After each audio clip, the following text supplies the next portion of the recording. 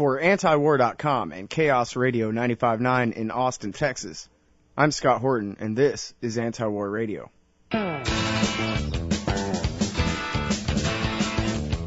Whose world order is this?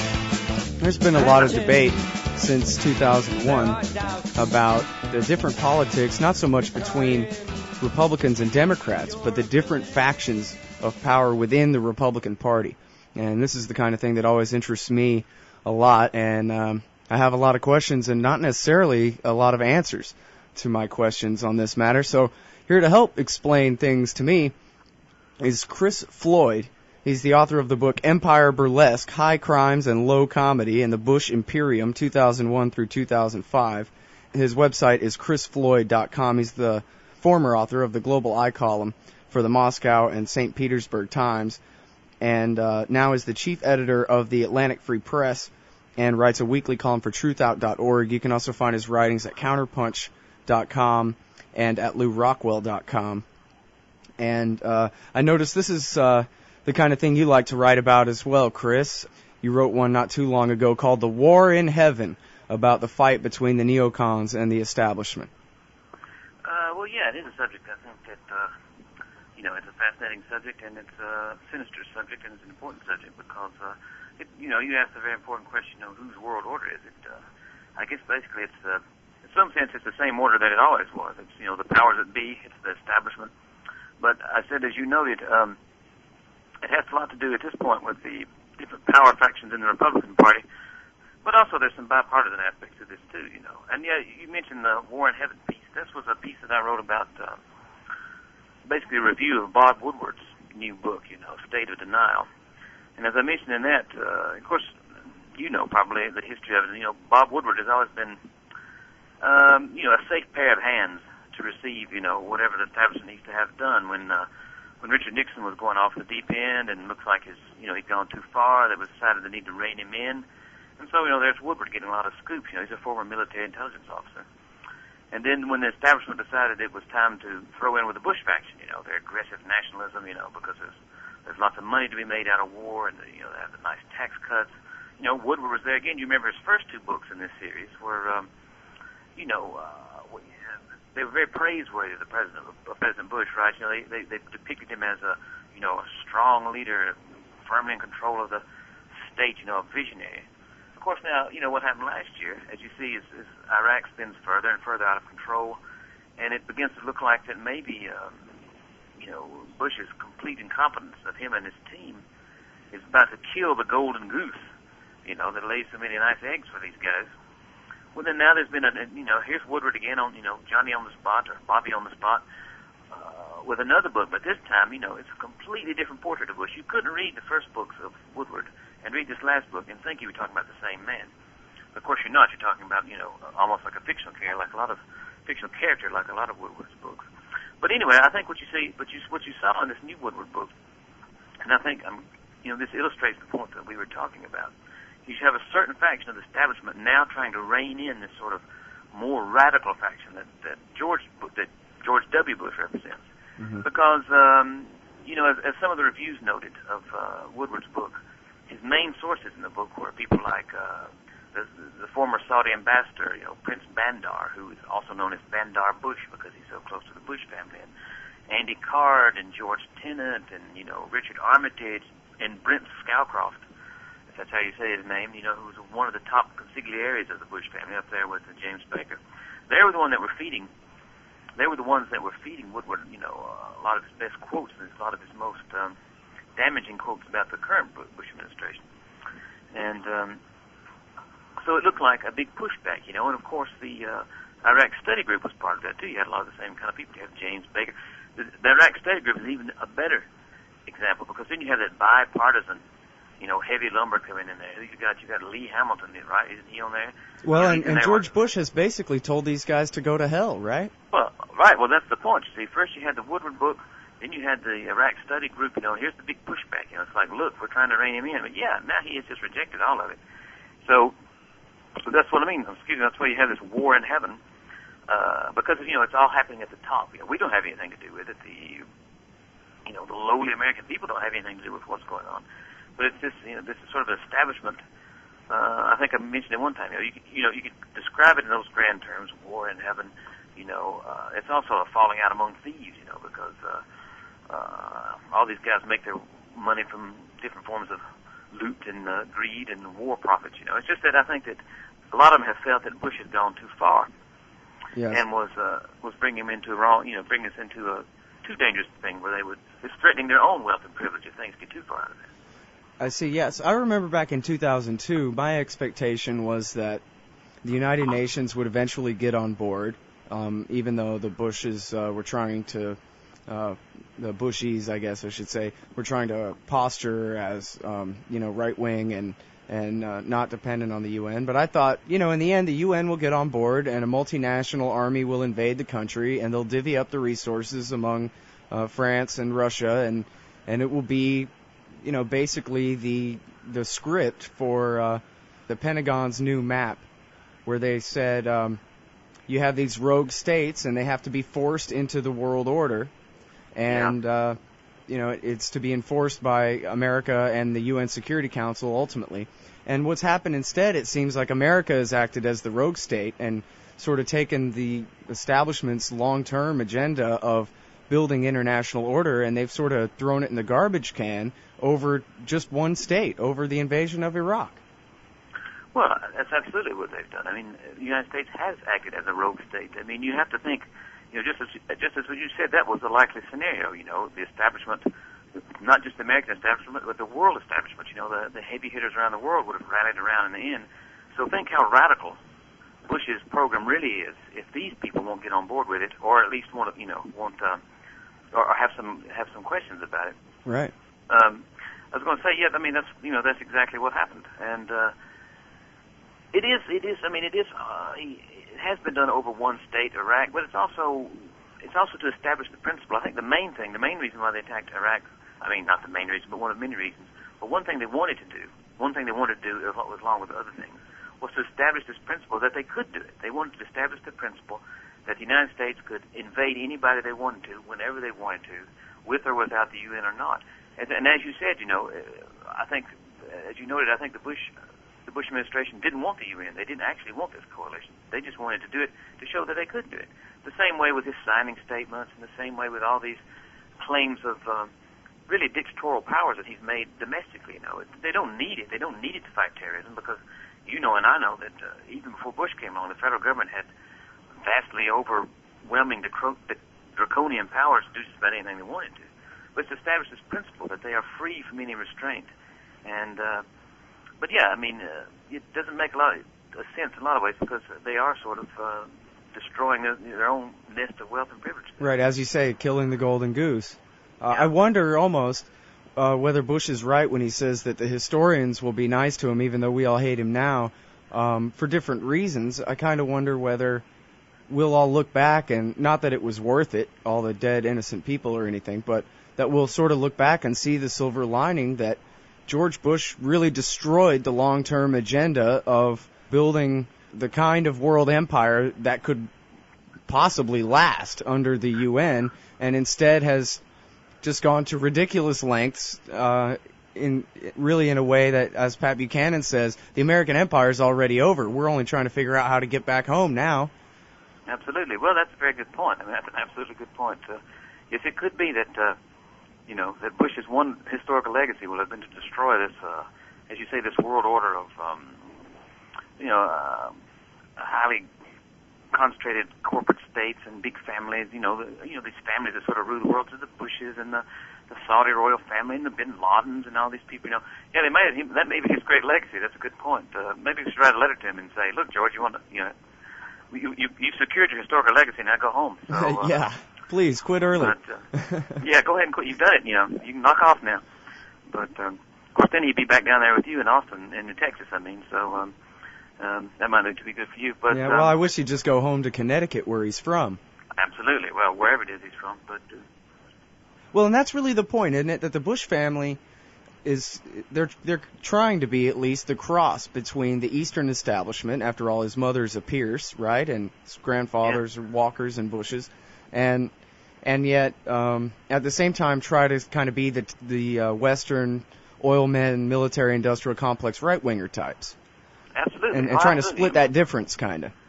Well, they've tried to meld it all together. You're right. Yeah, they've tried to bring it all together. Yeah, the Eastern establishment and what you would call the Sun Belt, Sun Belt wealthy people and stuff. That circle, and they have done it to a large extent. But I think that's what we saw. Well, here's two things. What I was going to say is that's what we saw last year, in late last year. Is we saw that Eastern establishment centered thing. Of course, it's all sort of a big mix, but you know what I mean. This Eastern establishment pushing back against that Sun Belt tendency in Little George's administration. So that's one thing we saw happening. Like you Sun Belt boys are getting a little bit too wild. You need to pull your boots off and sit down for a minute. But I think what we've also actually seen in the last few weeks is that the more radical side of the Bush administration has won. I mean, they pushed back James Baker, and then they pushed against George W., and George W. has now pushed back.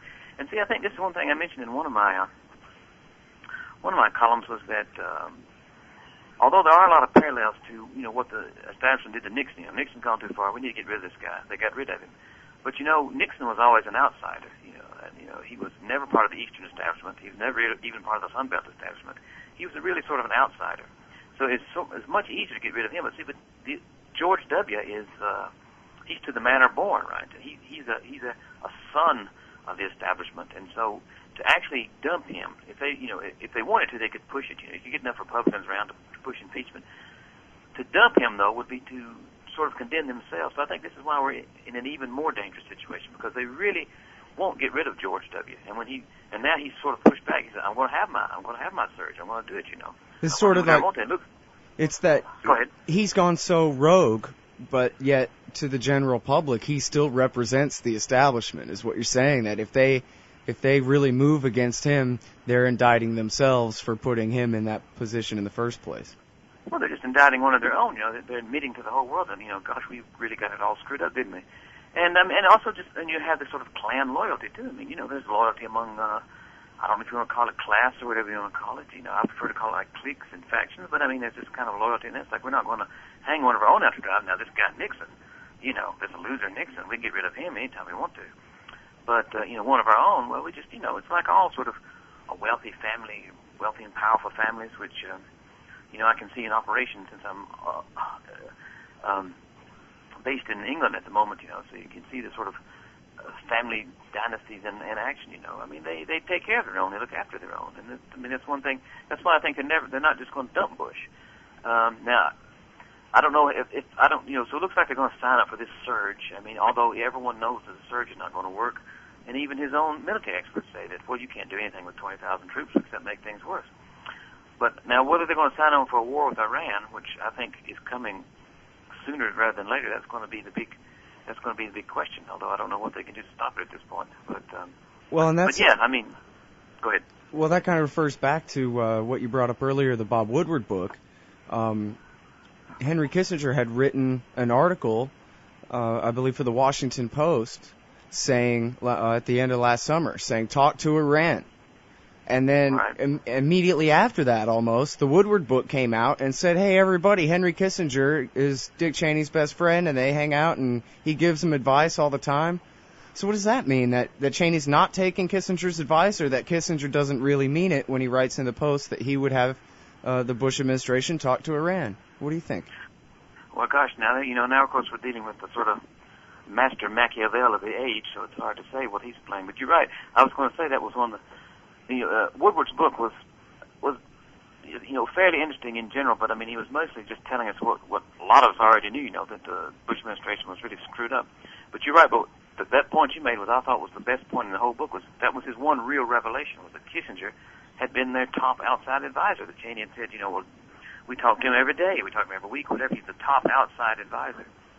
Well, who knows what? I mean, Kissinger, I think Kissinger basically, in the end, whatever his motives were in the past when he was in power, I think he has two motives now. One is that just to stay in the circle of power so he can be a big wheel. And two, he's protecting his own financial interests, of his vast consultancies and stuff, so that when the wind looks like maybe blowing more prevailing toward negotiations, he says, oh, well, let's come out with negotiations. I think we should negotiate. But it looks like, the guys who are really in power decide we don't want to negotiate, say, oh, well, no, I don't think we need to negotiate.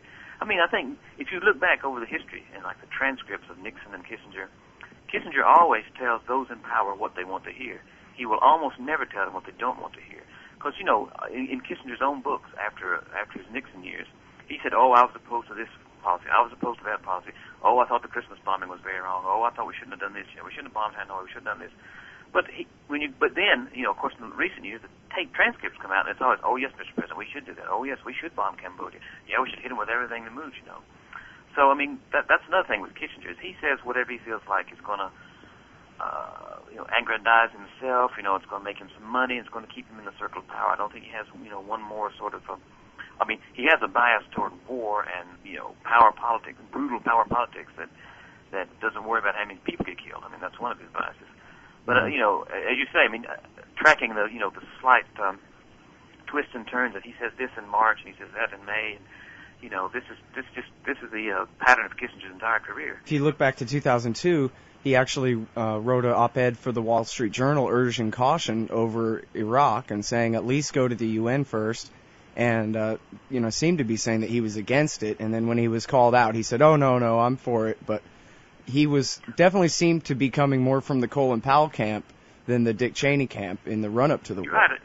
Yes, you're right. I remember that very well, and I think I may have even written about it. But yeah, there was right before the war, in that autumn of 2002, there was another pushback. I think I mentioned this in one of my articles, and that was Kissinger had an article, Brent Scowcroft had an article, maybe James Baker had an article. Yeah, Baker wrote, "Do not attack Saddam" for the Wall Street Journal. Eagleburger too.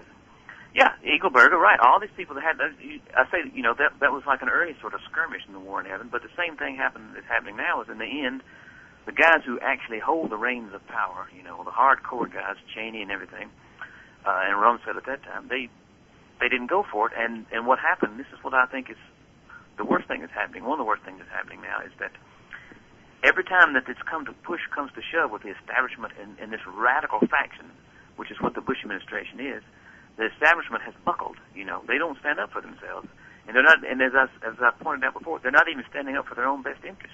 Like we said, they're not even protecting the golden goose, which is, I think, this is one of the great tragedies of our time, is that because we live in this sort of oligarchy anyway. Because we've sort of long ago left the plane of a rough and ready representative democracy. We're sort of dependent on our establishment, at least sticking up for the rudiments of a republic, the form of a republic, and as in getting rid of Nixon. It was good they got rid of Nixon at that time, but we're not seeing that now. You see, as you said, just all these guys came out against the we shouldn't attack. But then when the guys who held the buttons of power said we're going to attack, then they all fell in line. As you said, Kissinger, oh yes, it was a great idea. We're going to liberate the people. Blah blah blah. Right. And that's what they do. Of course, that's what people like. It's kind of hard to understand. We get the idea that people like Kissinger and people like Brent Scowcroft and Eagleburger and all these people, Armitage, we get the feeling, we get the idea that they're part of the big power structure, but they're really servants of the power structure. They're courtiers, And a courtier says what he has to do to stay in power, but a courtier doesn't have his own independent power base. So if he's not sucking up to somebody in power, then he doesn't have anybody. He is nowhere. So, that's what kind of happens. I think Noam Chomsky talks about this all the time, about our public intellectuals are really just servants of power. That's all they are, And sure, so, court historians who sit around explaining why everything's okay the way it is. Right, yeah. The way it is now, and then when everything changes, they'll explain why it's okay that way, Yeah. The same kind of thing. So. But I think this is what is happening now with this, there's a big flurry of excitement, about the Iraq Study Group, and thus, oh gosh, a few months ago they had that cover of Newsweek came out with Daddy Bush on the cover, and little George is behind, And I thought at that time, I said, what's little George going to do about this? He's going to have to bomb Cuba or attack North Korea in order to prove he's his own man.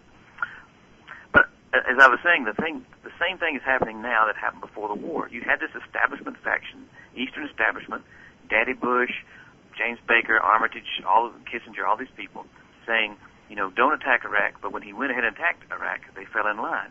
You had the same thing this winter where they said, here's what we have to do to get out of Iraq. Iraq Study Group, talk to Iran, talk to Syria, draw down the troops. But now Bush says no. And I think you'll see in the next coming weeks that they will fall in line to that too. You'll probably have Kissinger saying, well, I believe this surge will probably, be very effective and all this sort of thing like that. So right. Now, well, then the big question is why? If we have, all of New York City basically trying to tell Washington, D.C. to get their act together, what is it that motivates Dick Cheney and George Bush to continue this bad policy? I mean, they have their cover, right? The James Baker Group provided them the excuse to say, you know what, this is a pretty good plan. We're going to go ahead and do it and get out of here with as little damage as possible. Well, it's true. I mean, they had the cover, but that's not what they wanted to do. I mean, that was never what they wanted to do. I mean, as I've written about before, and I know you know the project for the New American Century Plan, you know, that they have been working on for years and came out with even before the 2000 election. It lays out very clearly what they wanted. They sort of wanted to militarize American society. They want to militarize American policy. They want to expand the American military presence all over the world, and they want to control one way or another, or dominate one way or another, however you want to put it, the chief oil supplies in the world. You know, in the coming century, when this oil is going to start running out, and it's going to be very dicey. You know, and the person who controls the oil lanes is going to be sitting in the catbird seat. And this is one thing that they want to do. This is what they want to do. They've talked about this over and over. They've talked about it for more than, going back to 1992 when they first drew up these plans under Dick Cheney's Pentagon about what to do in the post-Soviet world, you know, how to be the unipolar domination of one superpower, and how to preclude anyone, anywhere, from challenging America, even peacefully, even economically. And I think part of it is it's an ideology, isn't it? I mean, it's just the way that Hitler felt like Germany was a master race, and just like Stalin felt like dialectical materialism of Marxism, is worth killing 20 million people over, whatever they feel like, you know. I think they are ideologues, you know, and they're sort of fanatics. They're zealots, and just like any zealot, like a Stalinist, like a Nazi, like an Islamist extremist, you know, they think that the game is worth the candle, you know. To pursue their ultimate goal is worth any cost, and I think that's what they're doing, you know. Obviously, they're not acting rationally. I mean, you wouldn't rationally have attacked Iraq in this sense. You wouldn't rationally put your own nation in this position. You wouldn't rationally have bankrupted your nation and corrupted your nation, and you wouldn't rationally have started a torture gulag of torture and indefinite detention and renditions and kidnaps. You know, no one rationally would set out to do that. But as history shows us, fanatics will do almost anything. And I think this is one thing that we've got going here. We've got this radical faction. And for some reason, though, because they've got their hands on the reins of institutional power, right? You know, institutional power. Mm-hmm. Then you have these establishment figures like Scowcroft and everything. In the end, they bow down to that because, you know, they just worship these structures of power, you know. And so they won't stand against them. What role do you think the neoconservatives play? Are they just to be Cheney's fall guys? I mean, I think what the neoconservatives are basically and Cheney, we'll just use Cheney as the shorthand for that whole faction, you know, that sort of energy, war profiteering, expansion, empire faction. Yeah, I think what they found in the neocons were useful tools. Because, yes, the neocons are ideologues also, right? And they're fanatics. And, of course, a lot of them, just to be plain, you know, they're fanatical for right-wing Israeli expansionism or whatever. But, and this has led, I think, a lot of people say, oh, well, you know, it's the Jews who are controlling Bush and Cheney, as if these old-line, you know, power structures in the United States that go back centuries are suddenly, you know, one thing that's always got me about that is like it seemed to imply that, you know, that Bush and Cheney and Rumsfeld, they're really nice, decent guys, but they've been fooled by these Jews into doing something foolish. Well, that's just stupid, I think. I think that they have used this one small faction, the neocons, and of course they're not all Jewish, and I'm not trying to say that, but they've used the neocons, and they've used the neocon connections with Israel. They've used their neocon ideological zeal, and the neocon, as you know, they all go back to Strauss and these other people who believe, Leo Strauss, who believe that you can lie and manipulate the public for the greater good, and that people are basically, you know, that the rabble out there should just be manipulated for their own good. So they use all, you know, this is a faction that's just perfect tool for someone who wants to build an empire. So they've used them, yeah. But no, I think you're right in the sense that if Bush came to stuff, they would just throw the neocons overboard if they wanted to. But I mean, it's not sort of a hard and fast division like that. They're all sort of all in there together. You know, this national greatness agenda of who is it, Bill Kristol and all these people they used to talk about it in the 90s. You know, this was I don't know. I always thought America was great as it was. I don't know why we had to go around and kill a few 100,000 people every 5 years to prove how great we were. It sort of seemed to prove the opposite to me. Well, so what about the Democrats? Do the Democrats provide any kind of alternative? They seem to all be for expanding the war into Iran. And don't get me started on the Democrats. Well, what can you say? I mean, what has been the record the last 5 years? It's been the most shameful record of opposition that I've ever seen in American politics. I've never, ever seen a political opposition lay down like this, not only in my lifetime, and I've been following politics pretty closely, American politics, since, LBJ's election in 1964, but also in reading about American politics. I mean, the Republican opposition, you say, in World War II, they weren't as acquiescent and craven as the Democrats have been during this war on terror. I mean, they were attacking Roosevelt. They were trying to get investigations going. They were doing all kinds of things like that. I mean, they ran, think about the opposition during when Lincoln, during the Civil War, I mean, this idea that we can't attack the president because we're at war and all this kind of crap and all this sort of stuff, and the president's so popular because he's a war president, we can't say anything. I don't know. I mean, I don't know what's up with the Democrats, except, I mean, as you know, and as a lot of people have said, that for the most part, most of the Democrats are beholden to the same corporate interest and the same, I mean, they're part of the same establishment, aren't they? I mean, they're really part of the same establishment.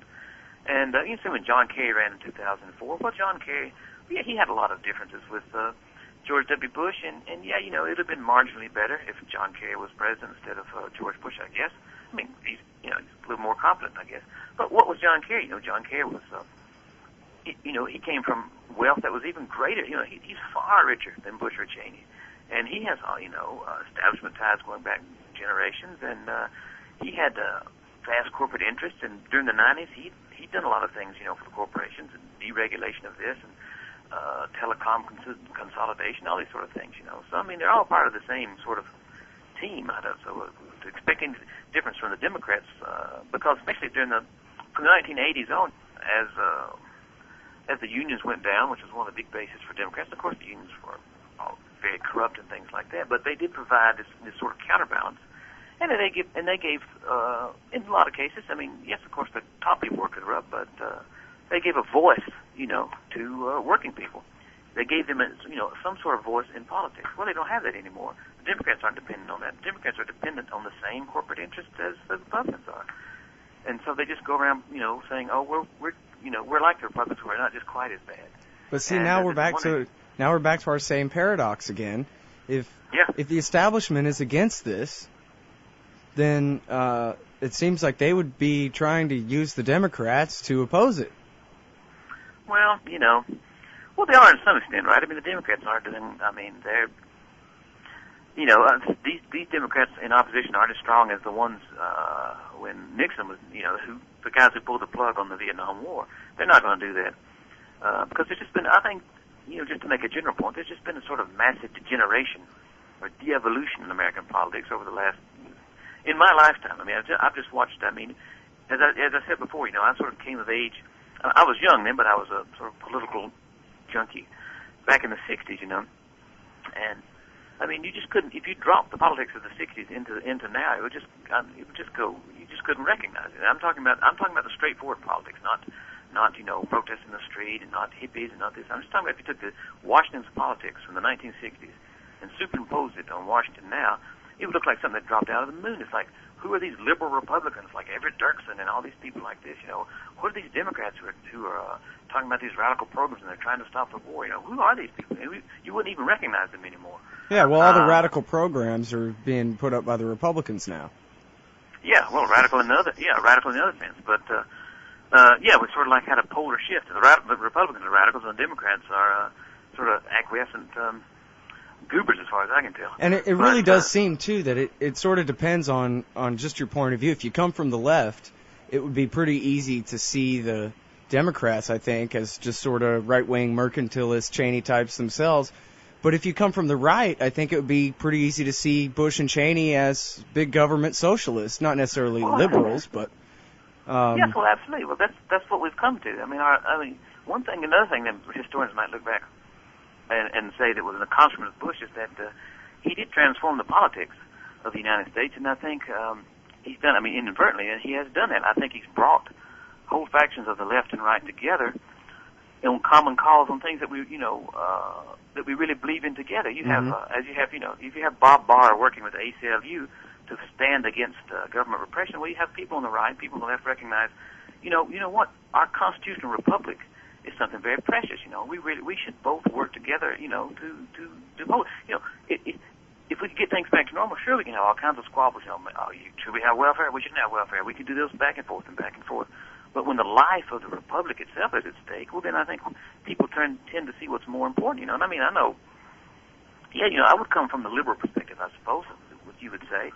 But, what can I say? I mean, I know that Antiwar.com comes from a different perspective and was started in a different year and a different sort of, but, I find great, it's one of the best sites on there. Where I find, great wisdom on Antiwar.com, and you'll see these people working together. You see Bob Barr next to Gore Vidal. It's a whole new ballgame out there. I've seen Gore Vidal and Pat Buchanan sort of line up on some issues and things like that. So, so it really is kind of a new realignment, isn't it? It is a new realignment, and in that sense, that's good, because it's like we realign over what's important, and I think we're coming down to. It's not left or right.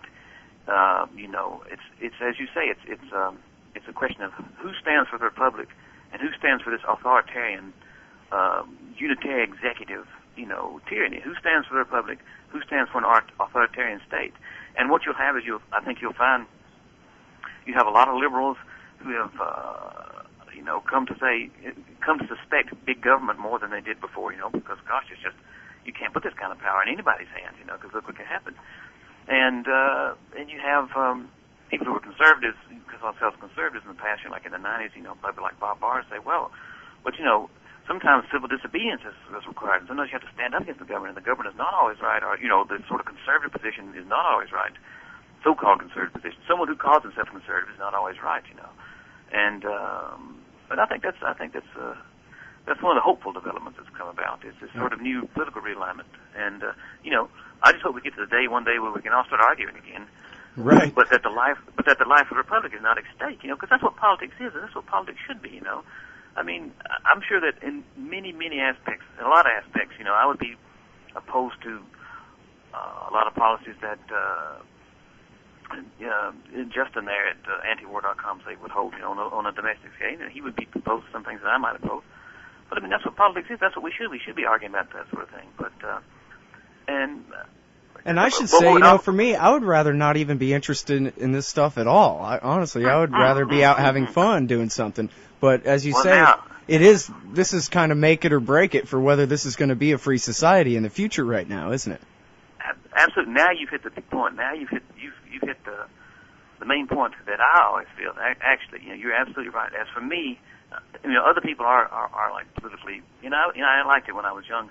Yes, but as for me, I would rather not have to think about all this either. I would like to have a nice sort of normal, normally corrupt, ordinary sort of corrupt government. That's fine. There's always a little chicanery going on. There's always some corruption going on. That's fine. I'm not some sort of activist in that sense. I'm not an idealist in any sense. I don't want some perfect government. I don't think we can get out there, we can make the lion lie down with the lamb and everything perfect. But I do, but as you say, this stuff is so egregious, it's so much in your face, and it so much puts the whole republic at risk that you're forced to take an stand, you're forced to speak out, you're forced to spend your time and your energy that, I might rather give to, writing the great American novel or something, but these are the times that we've been given, and these are the things we have to take on. All right, well, I sure appreciate your time today. Okay. Everybody, Chris Floyd, check out his blog, Empire Burlesque, at chrisfloyd.com. He writes weekly for truthout.org, and you can also find him over at Counterpunch and at LouRockwell.com. This has been Antiwar Radio for January 17th, 2007.